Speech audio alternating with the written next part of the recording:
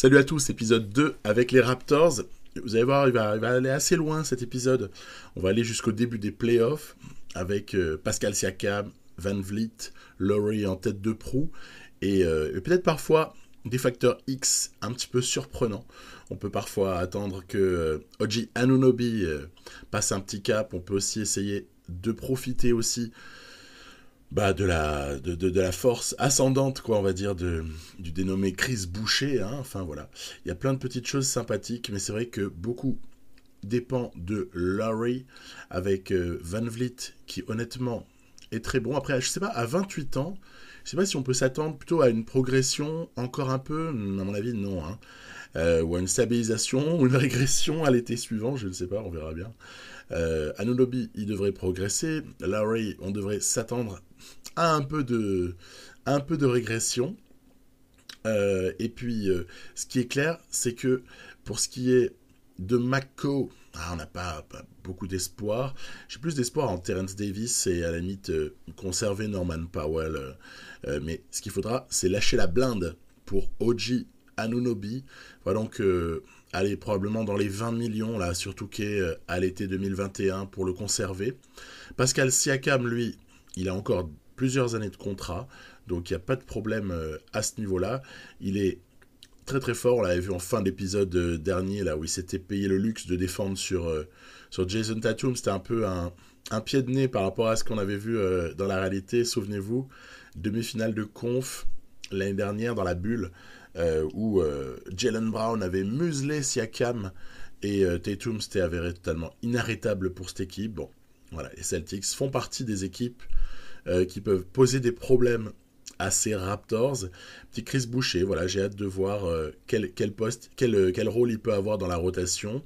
On avait joué quelques matchs, je vais encore en jouer un, puis après on va avancer tranquillement. Donc j'en joue un face à Orlando. Orlando, une équipe qu'on n'attend pas forcément très forte dans cette saison 2020-2021. La faute à un choix qui n'est pas fait au poste de pivot, puisqu'en plus, vous savez que Mo Bamba a des problèmes de santé. Il est peut-être un des rares joueurs NBA à souffrir sur le long terme, on va dire, de cette histoire de Covid là, puisqu'il apparemment il a été impacté sur sa santé. Néanmoins, même sans Mo Bamba, c'est vrai que l'équipe a fière allure. Hein. Ce qui leur manque juste, c'est Jonathan Isaac, qui avait fait un début de saison l'année dernière, petite trentaine de matchs, hein, me semble-t-il, tonitruant, vraiment terrible début de saison pour Isaac, et ça avait été dramatique de le perdre assez vite. En tout cas, trop vite pour le Magic et trop vite pour leur permettre d'avoir quelques ambitions vraiment dans la conférence Est et viser mieux que 7 ou 8, quoi. Hein, en l'occurrence, 8e. Donc ça fait quelques saisons que le Magic, finalement, ne peut pas espérer beaucoup mieux qu'une place en fin de qualif playoff. Vous allez me dire peut-être c'est pas mal, mais c'est peut-être frustrant aussi quand tu sais très bien que si tu abordes un premier tour tu abordes un premier tour de playoff, tu vas te retrouver face à une des deux meilleures équipes de ta conférence, et en fait tu es presque sûr de te faire complètement plier, quoi. En tout cas c'est ce qui s'est passé les 2 dernières années pour Orlando. Donc on arrive à rentrer quelques petits shoots. C'est un match qui démarre pas mal, mais attention, vous allez voir que cette équipe du Magic, elle est quand même surprenante. Elle a des arguments à faire valoir. Alors, très très bon début de match de Toronto, hein, bien sûr. Un peu dans la lignée de ce que j'avais pu vous montrer à l'épisode précédent. Markelle Fultz, mine de rien, c'est pas mal du tout. Hein. C'est pas mal du tout. Hein. Il est très très fort. Très très fort. Peut-être un petit peu au-dessus de ce qu'on pourrait imaginer, mais après on n'est peut-être pas à l'abri d'une bonne surprise non plus le concernant. Vous voyez, Orlando revient dans cette toute fin de match, et donc ce qui paraissait être un match presque facile dans lequel on déroulait, on a eu une panne en attaque à un moment donné, et eux par contre se sont mis à rentrer un petit peu tout ce qui se proposait, avec en plus dans ces situations là toujours Vucevic qui est au four et au moulin et qui fait très très mal. Bon, Voilà. Donc, attention, fin de match à accident. On prend ici l'avantage avec 1 point seulement. Markel Fultz à 3 points. Oh là là, heureusement que ça dévisse. Après, je vous avoue que j'ai préféré serrer sur Vucevic parce que je sais qu'en fadeaway, il est capable de comme ça faire très très mal. J'ai préféré serrer sur lui plutôt que me empêcher Fultz de shooter, ce qui est moins dangereux a priori. Voilà. Donc, on se retrouve dans une prolongation. Très bien. Fultz à la balle, il trouve magnifiquement Vucevic, c'est somptueux. Vucevic, offensivement, c'est très très difficile à arrêter. Mais pour autant, voilà, quelle stratégie en fait pour le Magic. Moi vous connaissez mon point de vue, hein, ce serait, tu essaies de trouver un trade raisonnable pour Aaron Gordon et tu installes Isaac durablement en 4. Ce serait à la limite, pourquoi ne pas faire confiance au poste 3 à ce jeune Okeke et puis essayer de faire une petite upgrade sur le poste 2 en priant pour que soit Cole Anthony montre qu'en fait il était totalement oublié de la draft et que c'est un style absolu, soit se dire que Markel Fultz va enfin jouer peut-être comme un numéro 1 de draft. Voilà, donc c'est au choix. C'est au choix, mais ce qui est certain, c'est qu'ils nous auront bien embêtés. Mais voilà, moi ce serait ça que je ferais et je trouverais aussi une solution pour Vucevic, mais c'est pas évident. C'est pas évident parce que comment on fait pour décider où part Vucevic dans ce contexte-là de NBA où on sait que le contrat bah, il est autour des 26 millions, je crois, là, à ce stade-là. C'est pas évident. On s'en sort, mais pas non plus de manière... Tiens, c'est la première fois que je shoot à 33% à 3 points. C'est la première fois.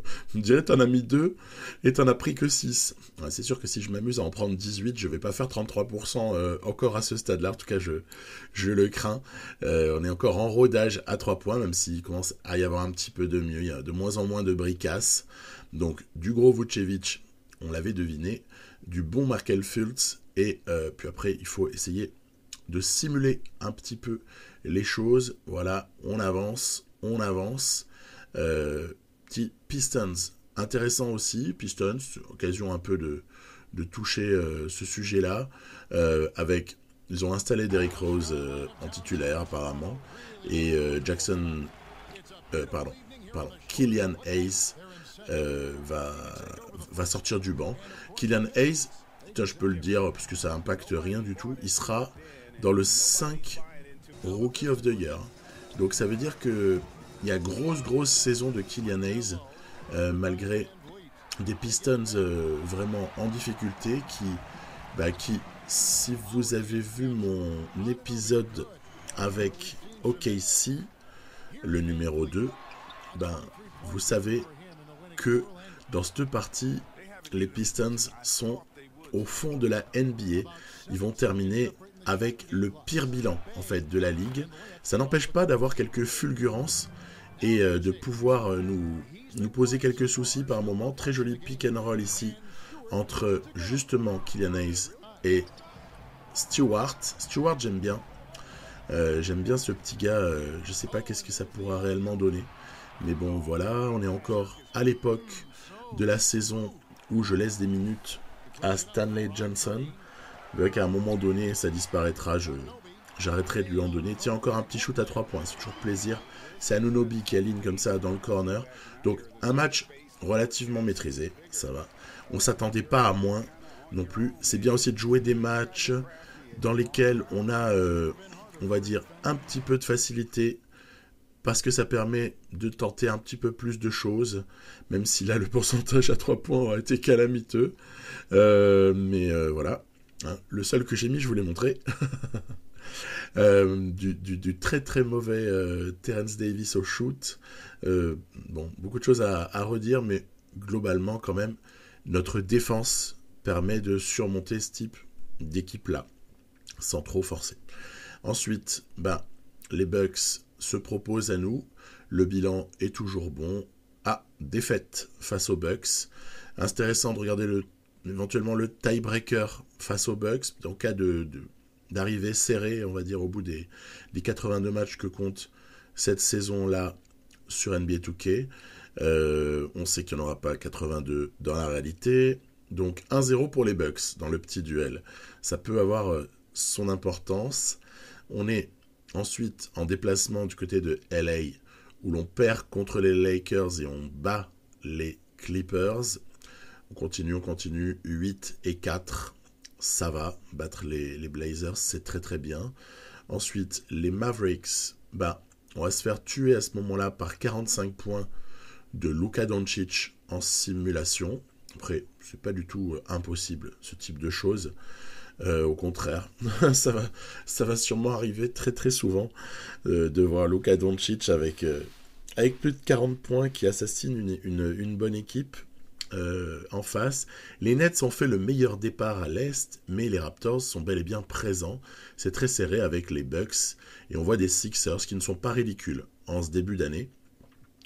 Celtics, pas encore dans le top 8. Espérons pour eux que ça arrivera. On bat Orlando, toujours bien de prendre comme ça des matchs dits faciles. Ensuite, c'est Atlanta également. Les Sixers se profilent à l'horizon pour une victoire. Donc là, le bilan est bon. 12-5, c'est pas mal du tout. Les 3 dernières victoires, là, elles ont fait du bien. Et puis, j'avais envie aussi de jouer encore un match pour prendre la température des Knicks, je dirais. Voir un petit peu ce que fait l'IA avec, comment est-ce que ça se joue. En l'occurrence, ils ont pas un mauvais départ, mais 7-10 quand même, c'est pas phénoménal. C'était aussi parce qu'en fait, ce match se joue sans Fred VanVleet. Fred VanVleet aura accumulé dans cette saison les pépins musculaires. Je pense que j'ai dû avoir 3-4 blessures, mais vous savez, c'est pas les blessures suivies quotidien ou même des blessures légères. C'est des blessures au ligament latéral interne. Ça va être des blessures comme ça qui sont un petit peu problématiques. Donc moi c'est intéressant parce que je fais jouer le jeune Malachi Flynn. Il profite du fait qu'il y a plus de minutes à répartir. No defense. Ici, match qui démarre de façon catastrophique. Alors bon, quand même, je vous l'ai dit, si je joue ces matchs-là, parfois c'est pour pouvoir me permettre d'exécuter des choses un petit peu différentes. Voilà, ici c'est Bembry qui coupe vers le cercle. Oui, parce que du coup, en donnant des minutes à... Il y avait 36 minutes à pourvoir du fait que l'ami VanVleet n'était pas là. Du coup, c'était l'occasion de donner du temps un petit peu à Malachi Flynn, de donner du temps à DeAndre Bembry, et constater pour le premier que la progression se fait et qu'il sera intéressant, Flynn sera intéressant. Et pour le deuxième, constater que DeAndre Bembry vaut sûrement mieux que ce que j'ai dit à l'épisode 1, où j'ai été un peu péremptoire et définitif sur le sujet. Après, DeAndre Bembry, c'est pas inintéressant à utiliser en sortie de banc, mais avec un nombre de minutes à 15 à peu près, maximum 18, suivant le roster qu'on a. Après, c'est vrai que là, à Toronto, il se trouve que le backcourt, il est quand même bien squatté. Et, oulalalala, vous voyez, ce match se sera joué sur pas grand-chose. Et Randall, qui fait du Randall en dernière... il s'est pris pour James Harden. Il nous a fait du step back, step side à 3 points là-bas. Et du coup, on s'impose, mais un peu dans la douleur. Mais sans Fred VanVleet. Donc c'est aussi intéressant parce que peut-être qu'en playoff, il y aura des moments où on pourrait en être privé. En tout cas, à ce stade, je crains une chose. C'est la petite régression de notes de VanVleet suite à ses blessures. Parce que vous savez que dans NBA 2K, ça fonctionne comme ça. Quand tu as un joueur qui, en plus, il est dans son prime, il a 28 ans, tu as un joueur qui est probablement à son plafond, qui, comme ça, accumule quelques blessures, honnêtement, il y a des chances pour qu'à l'été suivant, on sait, au moment des progressions, juste après la free agency, on se retrouve avec un peu de régression statistique, quoi. C'est dommage, mais bon, C'est un truc qui fait partie du jeu, sinon c'est pas drôle non plus de pas avoir de blessures. Voilà, donc les minutes que j'avais données à DeAndre Bembry et à l'ami Fred VanVleet sont restituées à l'ami Bembry, Bembry et Flynn sont rendus à VanVleet, ok. Il a un gros temps de jeu, je le fais jouer 36 minutes, mais je veux avoir toujours le ball handler sur le terrain et, euh, et par contre je suis content de ce que j'ai vu de Flynn. Je pense qu'en fait le gars va devenir très très intéressant. On continue à simuler. On est ici au début du mois de février à un bilan de 20 et 11. La question elle va se poser dans pas longtemps, donc très bonne performance hein, quand même globale. On est top 4 sécurisé à l'Est. Bon, première place, ça veut pas dire grand-chose, mais en tout cas, top 4 sécurisé pour le moment, en tout cas en voie de sécurisation, même s'il y a des une petite série de 3 défaites qui fait un petit peu mal. Ouais, on peut se poser la question de savoir si on bouge ou pas sur les trades. Eh bien, vous allez voir que je vais bouger, mais très légèrement, parce qu'il y a 2 joueurs que je n'utilise pas. Et on va en parler juste après. Continue un petit peu à avancer. Tiens, vous voyez, elle est vilaine celle-là. Aaron Baines qui se blesse 1 à 2 mois. Donc là, ça nous demande de reporter toutes nos minutes de poste 5 sur 2 hommes qui sont Chris Boucher. Alors, ça me dérange pas de faire jouer Chris Boucher, bien au contraire. Hein. Je le trouve très très intéressant. Il a ce côté athlétique, ce côté bondissant, mais avec aussi, et c'est peut-être surprenant en un sens, mais bon, voilà, il est comme c'est son profil, hein, quelques qualités aussi de shoot, même extérieur. Peut-être qu'on aura une surprise en fin d'épisode à ce niveau-là, avec l'ami Boucher qui pourrait montrer des choses auxquelles on ne s'attend pas. Donc Alex Len, Chris Boucher partage. Ça me fait mal quand même de ne pas avoir Aaron Baines. En plus, c'est un joueur que j'aime beaucoup. Je le trouve très solide. Alors évidemment, ça n'est pas un top pivot NBA, mais c'est un role player qui est tout à fait intéressant. On est pas loin. La date qu'on a dépassée ici, ce n'est pas la date limite des transferts, hein, c'est la date limite des prolongations de contrat. Il n'y avait aucune possibilité de prolongation. Lowry n'était pas éligible, donc je n'ai pas considéré la question. Allez, on est le 15 mars, avec encore une fois la première place de l'Est. Ça commence à être récurrent.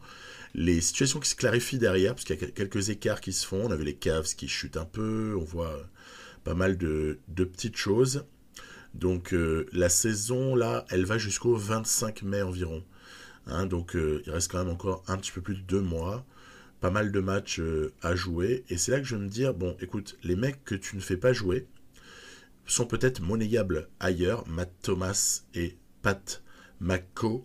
Je me demande s'il n'y aurait pas moyen de gratter quelque chose, quitte à rajouter un 2e tour, on s'en fiche en fait.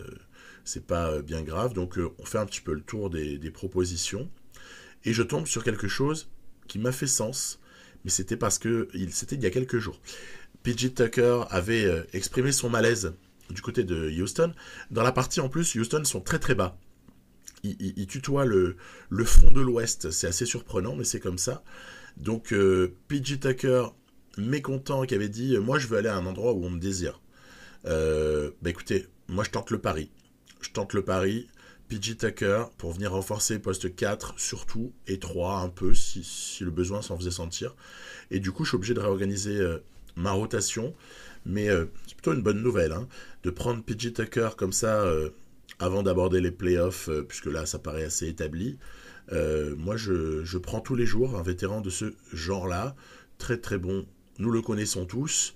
Donc on rend les minutes à Lowry, on rend les minutes à VanVleet comme d'habitude. La seule différence va être maintenant que PJ Tucker va avoir des minutes au poste 4. Pour le moment je fais comme ça, puis on verra si un autre besoin se fait sentir, parce que je ne veux pas non plus priver de temps de jeu Terence Davis et Norman Powell, que je trouve très intéressants. En fait, ils peuvent jouer le pick and roll. Ils sont des porteurs de balles convenables. Ils shootent parfois bien. Le grand perdant, c'est Stanley Johnson. Et pour le moment, Malachi Flynn. Bon, j'ai pas trouvé de temps de jeu pour Gerald Green. Vous avez vu qu'en plus, IRL a été coupé. Je sais aussi que très très récemment, j'ai vu l'info hier matin, l'ami Tucker, apparemment, il y aurait peut-être des négos qui commenceraient à se faire avec Houston pour une prolongation. Donc, en tout cas, là, pour moi, dans le contexte, il était expirant.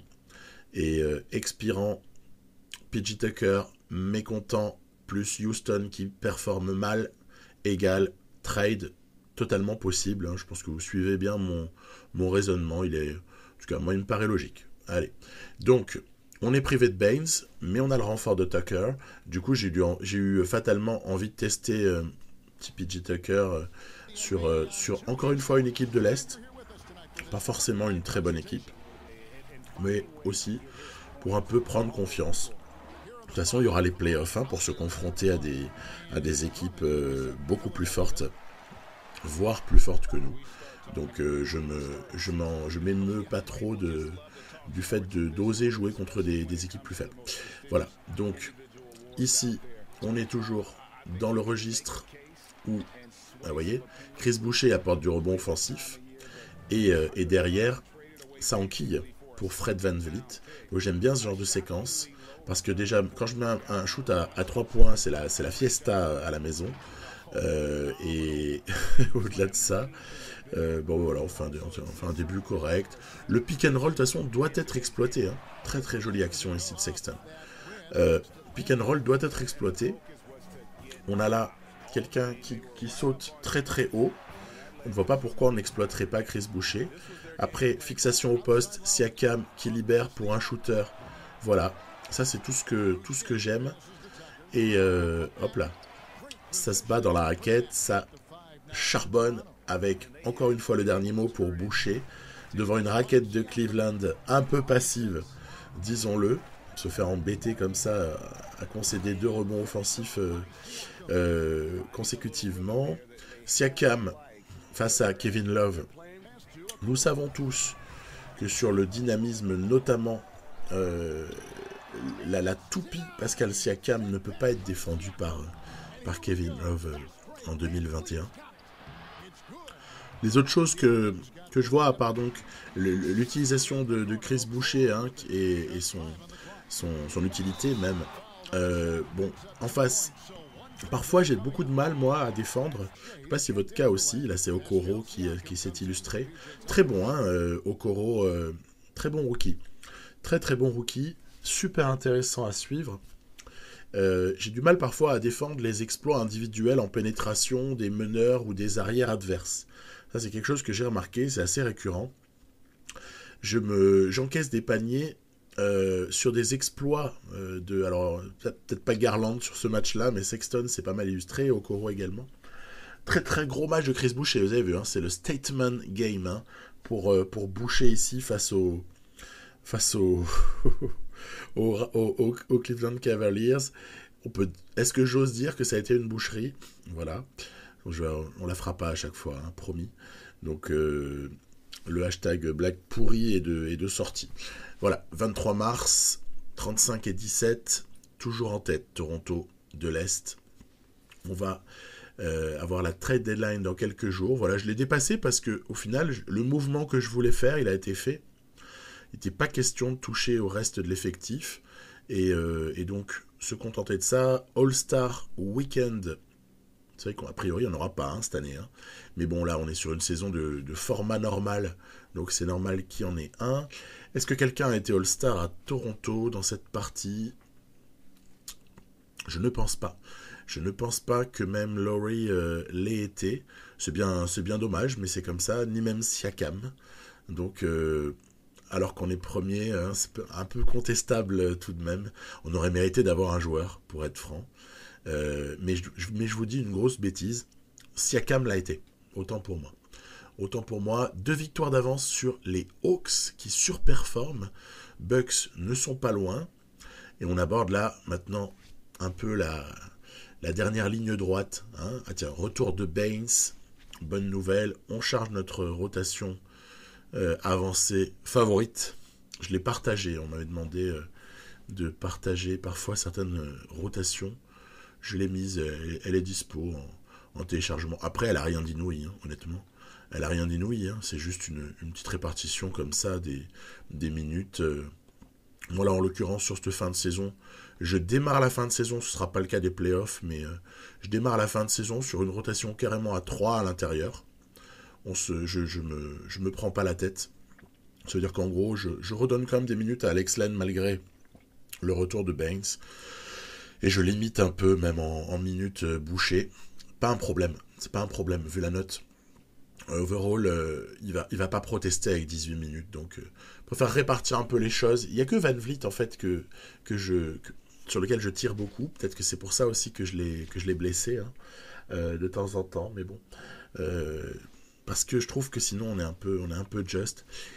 Faudra répartir un peu mieux les temps l'année qui suit, en donnant des minutes à Malachi Flynn, bien sûr, puisque à ce stade, il est à 74, je crois, à ce moment-là, en mai. Et il va terminer la saison à 75, ce qui est pas mal du tout. Encore une défaite face aux Bucks. Ça, c'est embêtant. En cas de tiebreaker, on est derrière. Donc, je peux vous le dire, à ce moment-là, est-ce que ce match du 18 mai va être gagné ou perdu ? Il faudrait le gagner pour bien faire les choses. Oui, ben voilà, c'est ça. Jusque-là, on a été battu 3 fois par Milwaukee. Donc, petit ascendant quand même des Bucks, de Giannis sur mes petits Raptors. On est à 2 victoires et demie de la première place. Et un petit effondrement, ou alors à moins que ce soit les Bucks qui aient surperformé pendant un petit moment. Toujours est-il que on va continuer pour finalement arracher une victoire contre les Bucks. Ça fait 3 d'affilée. Et c'est plutôt pas mal avant d'aborder les 4 derniers matchs. Atlanta en plus. Et tiens, vous voyez, on s'est rapproché à 0,5. Donc, peut-être les Bucks ont eu une mauvaise passe, tout simplement. La première place est encore jouable. Moi, ça me déplairait pas de terminer premier, même si je ne crois pas dans la réalité que les Raptors puissent quand même aller carrément jusqu'à la première place. Top 3, ça me semble pas incongru. Ils sont capables. Et on a 0,5 match d'avance. Il faut essayer de tenir le coup. J'ai eu envie de jouer contre Miami, parce que Miami, déjà, je porte cette équipe dans mon cœur, et ensuite, elle est très dangereuse au niveau du classement, donc elle est très bien placée. Mais quand j'ai vu que Jimmy Butler était blessé, je me suis dit, c'est dommage. On attendra d'éventuels playoffs, en tout cas une éventuelle rencontre en playoff avec eux, parce que je voulais pas jouer sans Jimmy Butler. Victoire en simulation du coup, et on a un match d'avance sur les Bucks. On n'a pas le tiebreaker, donc il faut gagner contre Orlando, et en plus c'est l'occasion de retrouver Orlando avec qui on avait démarré l'épisode en quelque sorte, qui a progressé, parce que vous voyez Okeke a piqué la place à Ennis, Fultz est peut-être un petit peu plus fort qu'il ne l'était en début de saison. On a toujours Evan Fournier, Aaron Gordon, Vucevic. Isaac est toujours blessé. La situation à l'Est est serrée tout en haut. 50 victoires pour le Magic sur 82 matchs. Je trouve que c'est ébouriffant. On s'attend peut-être pas à une saison comme ça pour Orlando, avouons-le. Après, c'est pas grave. Allez hop, on sait faire ça. C'est notre fond de commerce. Grosse défense, contre-attaque qui termine en alley-oop avec l'explosivité d'Oji Anunoby ou parfois de Pascal Siakam. Alors que le fond de commerce de Vucevic, nous le connaissons tous, c'est très élégant, c'est magnifique, c'est du fadeaway, c'est des petits mouvements au poste, je rends mon défenseur complètement dingue. Alors qu'est-ce qu'il va nous faire cette fois-ci ? Provoquer une flagrante. Ça m'arrive de temps en temps de me voir siffler des fautes flagrantes. C'est assez amusant d'en avoir de temps en temps, puisqu'on sait que ça arrive aussi en NBA. Donc, par contre, j'ai jamais eu un type expulsé pour 2 flagrantes. Ou alors un type expulsé tout simplement pour une flagrante 2. Donc, c'est marrant. Je veux bien savoir si ça vous est déjà arrivé d'avoir des types expulsés, parce que je trouve ça assez amusant. Je trouve ça amusant, enfin, façon de parler, quoi, que le jeu le fasse. On a un peu d'adresse. Attention, cette équipe est bonne. même si là, le tir a été dévissé, mais cette équipe est quand même assez forte. Derrière, là, c'est Norman Power qui artille. Voilà, on a quelques bons passages là, hein, derrière la ligne. Ici, c'est PJ Tucker sur le pick and pop. Bah oui, faut quand même bien rentabiliser le fait d'avoir Tucker.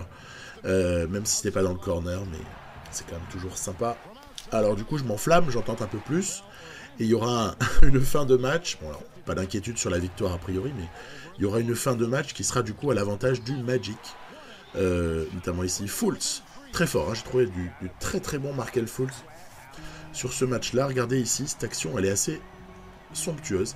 Il va se jouer de Lowry avec quelques gris-gris. Mon aide n'a servi à rien pour venir contre la planche. Après, bon, voilà, pas de problème.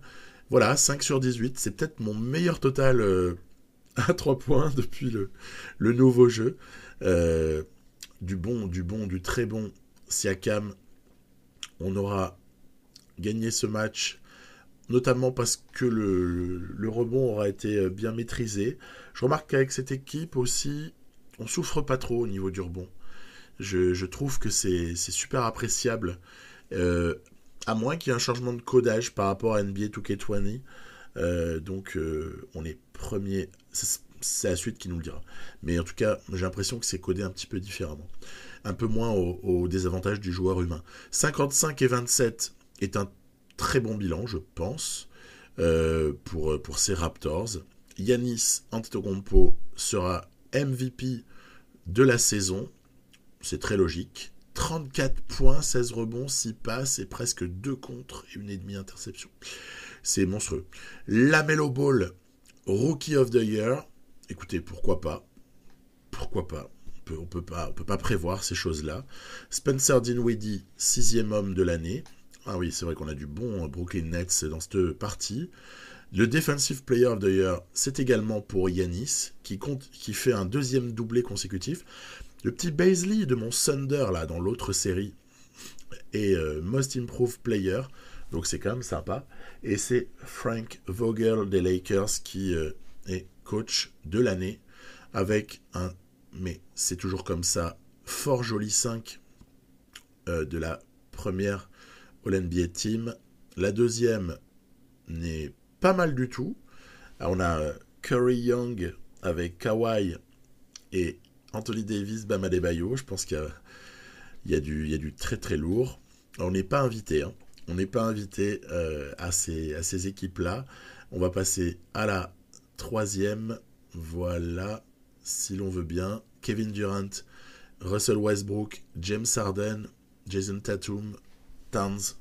Ben ouais, il n'y a pas de place pour nous. Il n'y a pas la place pour nous. La All Defensive, on a Chris Paul, voilà, des Suns. On a également, voilà, c'est bien. Drew Holiday, c'est assez réaliste. LeBron James, je pense pas qu'il soit maintenant dans les All Defensive, hein, parce qu'il a autre chose à viser. Il s'investit peut-être pas autant. Killian Hayes, vous l'avez promis. Wiseman, Ball, Avdia et Obi Toppin forment la première équipe All Rookie. Et pour la deuxième, petit Jalen Smith des Suns, petit Pokusevski de Thunder me ravissent. Et puis, je suis pas surpris de voir Akiwa et Haliburton. Alors là, j'ai coupé un peu l'écran parce que je veux pas spoiler mon épisode des Suns que je vais vous proposer très rapidement. Donc, suspense total à l'ouest. On ne sait pas s'il y a les Suns ou s'ils y sont en play-off. En tout cas, toujours est-il que pour Toronto, le projet il est assez clair. Il va falloir se débarrasser de Boston. C'est quand même pas facile. Hériter de Boston, en plus on perd le premier match. Waouh. Vous allez voir que cette série elle est dingue. Cette série elle est dingue. On perd déjà le deuxième match. On se retrouve donc assez rapidement mené 2-0. Pourtant c'était 2 matchs à Toronto avec l'avantage du terrain. On revient à 2-1 dans la foulée. Ouais, 3-1 pour Boston au TD Garden. Et qu'est-ce qui va se passer ensuite ? Un retour à 3-2, mais un retour entaché d'une mauvaise nouvelle.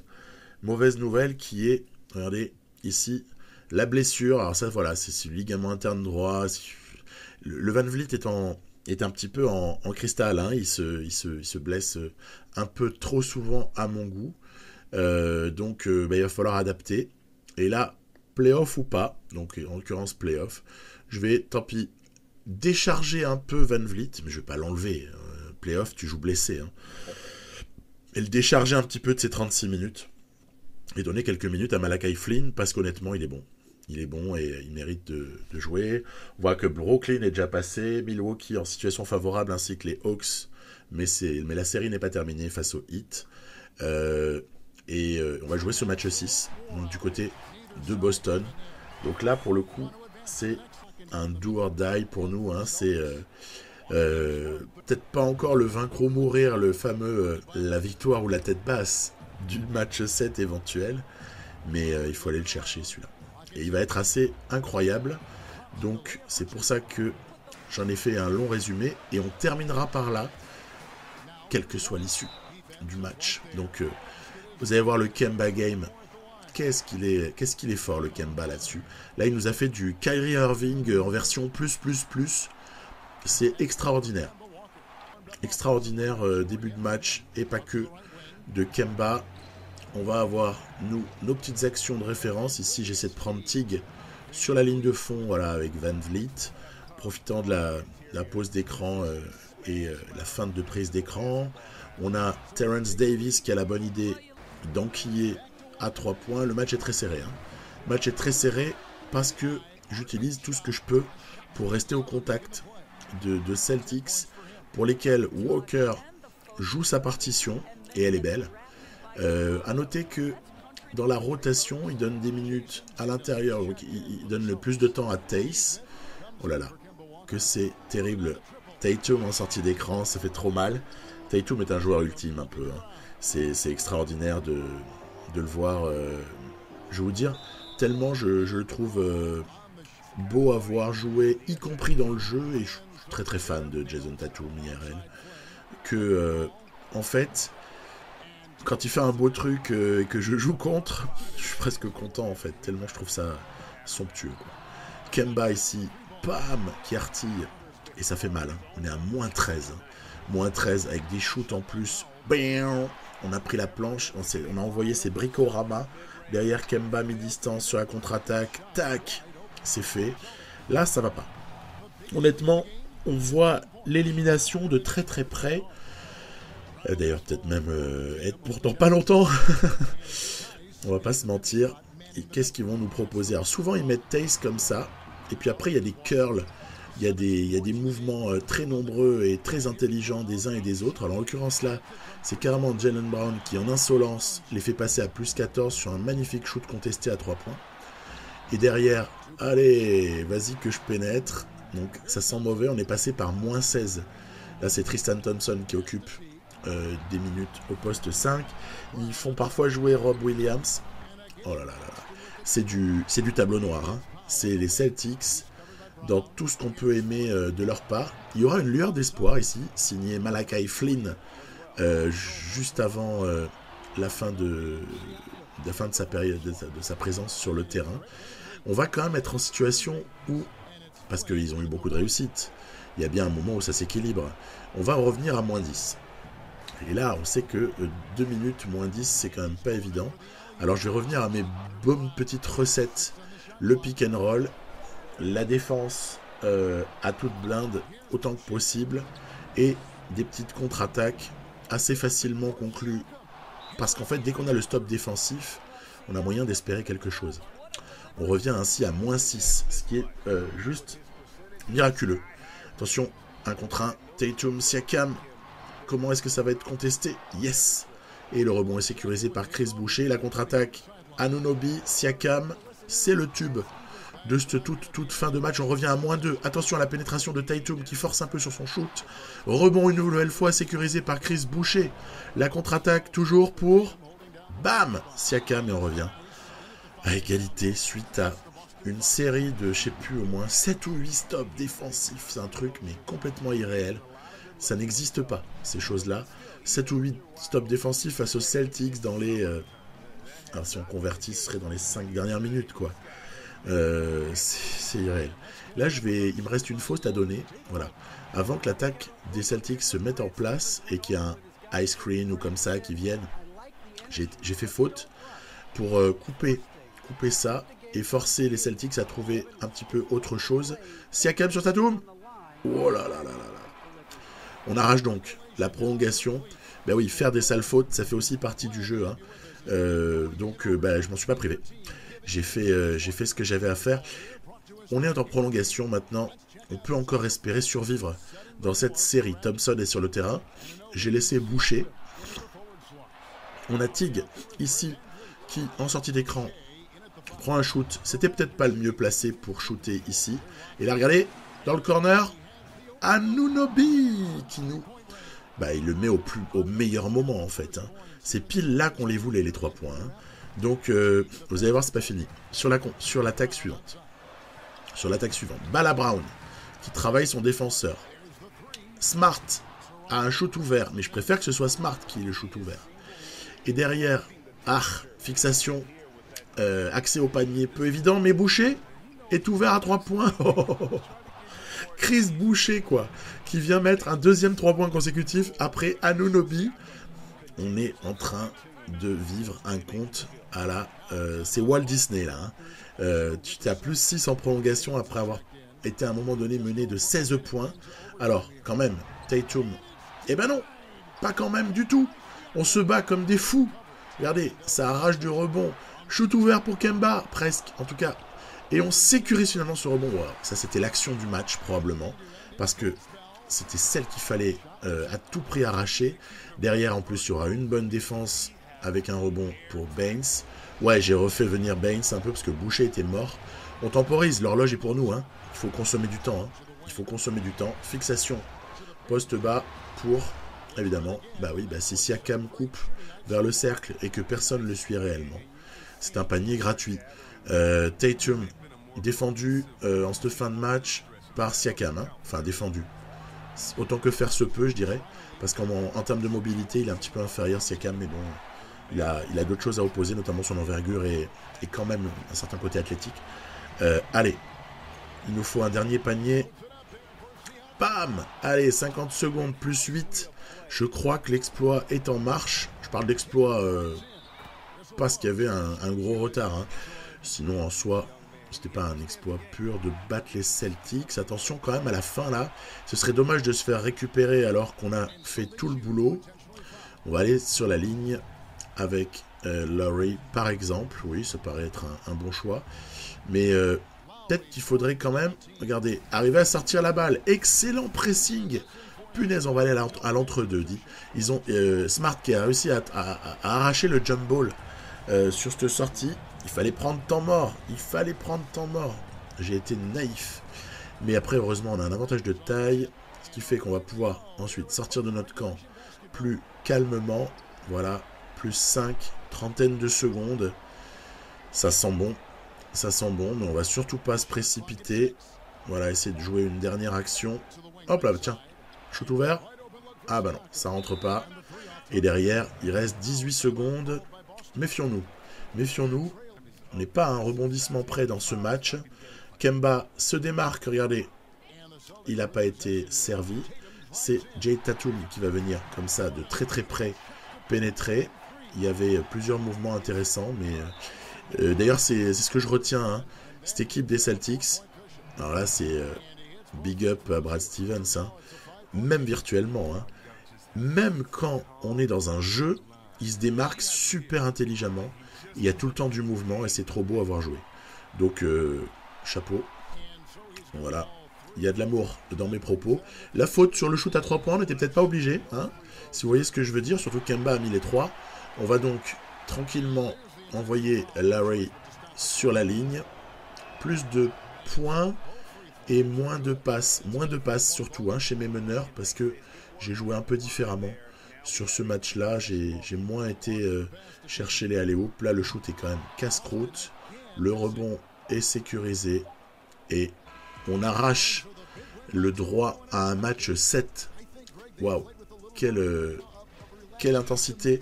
Quel match. Peut-être le match le plus prenant que j'ai disputé jusque-là sur NBA 2K.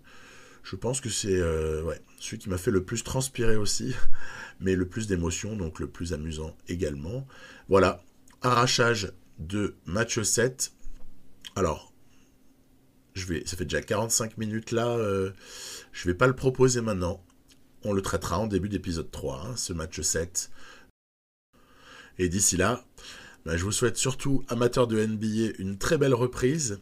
Parce que c'est mardi soir. Je pense qu'on sera tous très très excités de voir la reprise de la NBA IRL. À bientôt. Salut.